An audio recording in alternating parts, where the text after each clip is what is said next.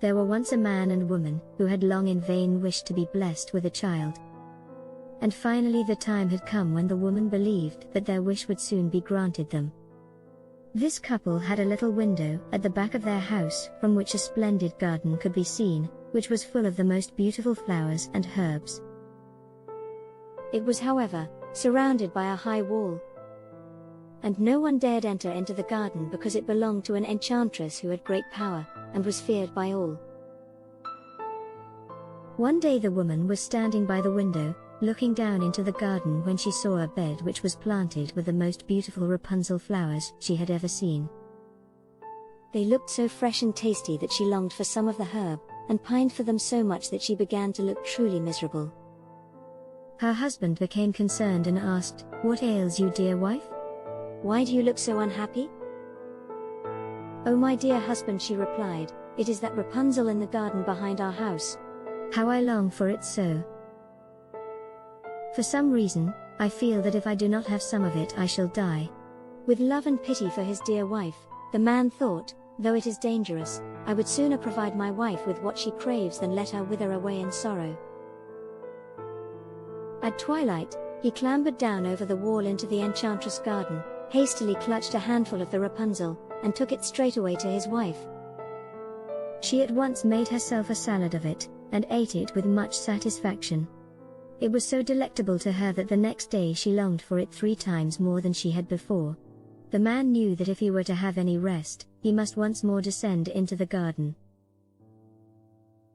And so in the gloom of evening, he let himself down the wall again, but this time when he reached the bottom, his heart sank in his chest with fear, for this time he saw the enchantress standing before him.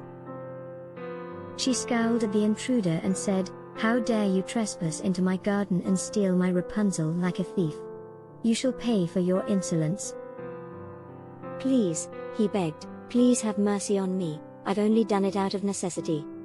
My wife saw your Rapunzel from the window, and felt such a longing for it that she would have died if she had not gotten some to eat."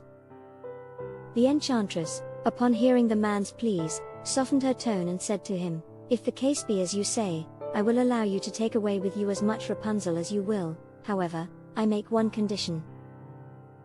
When your child is born, you must give it over to me." Upon seeing the fear in the man's eyes, the enchantress reassured the man by saying to him, "The child shall be well treated. I will care for it like a mother." The man was too afraid to deny the enchantress her request, and so he consented. When the time came for the child to be born, the enchantress appeared before them, and bestowing upon the child the name of Rapunzel, took it away with her. Rapunzel grew into the most beautiful child under the sun. And when she reached the age of 12, the enchantress locked her in a tower in the midst of a forest, and the tower had neither stairs nor door, only a little window at the very top. Whenever the enchantress wanted to enter the tower, she would stand beneath it and cry, "Rapunzel, Rapunzel, let down your hair to me." Rapunzel had magnificent long hair, fine as spun gold, and when she heard the voice of the enchantress she undid her braided tresses, fastened her hair round one of the hooks of the window above, and then let it tumble down 20 cubits, where the enchantress climbed up by it. After a year or 2, it came to pass that the king's son was riding through the forest when he happened to pass by the tower. From the tower he heard a song being sung, which was so charming that he stopped in his tracks, and listened to the beautiful voice. It was Rapunzel, who in her solitude passed the time by letting her sweet voice resound. The prince wanted to climb up to her, so he looked and looked for the door of the tower, but none was to be found anywhere.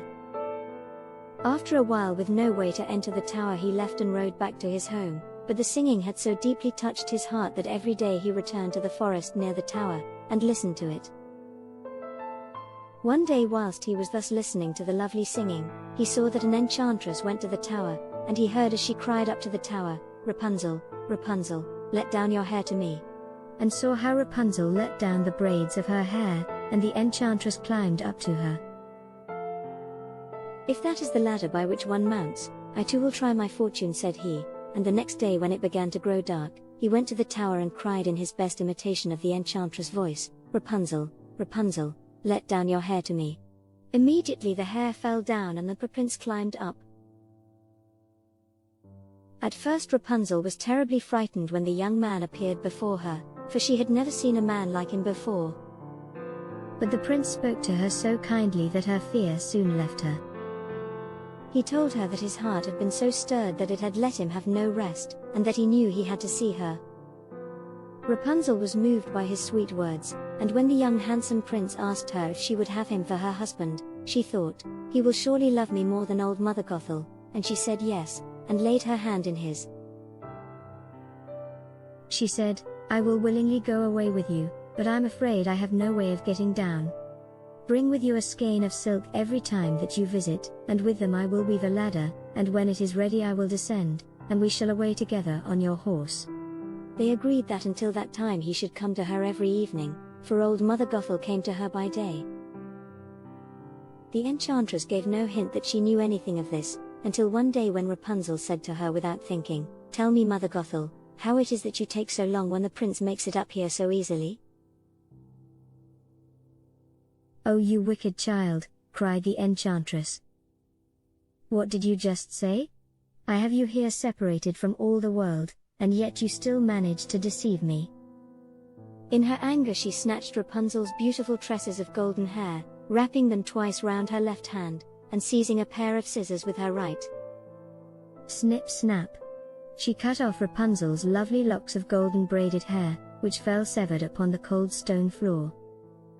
The old woman was so pitiless that she then carried poor Rapunzel away to a desert where the girl was left to live in grief and misery.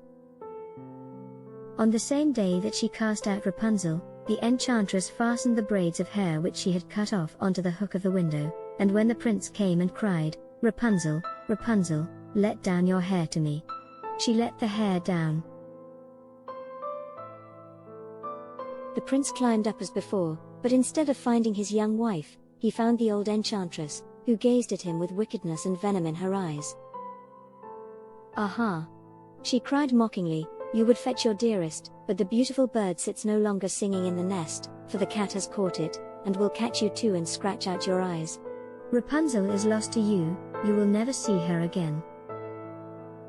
The prince was beside himself with grief, and in his despair he leapt from the tower. He survived and escaped with his life, but the thorns into which he fell scratched his eyes and left him blind. In his blindness he aimlessly wandered about the forest, surviving on nothing but roots and berries, and spending most of his time lamenting and weeping over the loss of his dearest Rapunzel. Thus he roamed about in misery, for some years. Until eventually, by chance or fate, he happened upon the desert where Rapunzel, with the twins to which she had given birth, a boy and a girl, lived in wretchedness. He heard her voice there, and in disbelief went toward the sound, and as he approached her, Rapunzel saw his face, and fell on his neck and wept with joy. As her tears wetted his eyes, they suddenly began to grow clear, and he again could see with them as before. With his sight restored, he took his wife and children, reunited, away to his kingdom, where he was joyfully received, and they lived there happily, contented and prosperous, for the remainder of their long days. The end.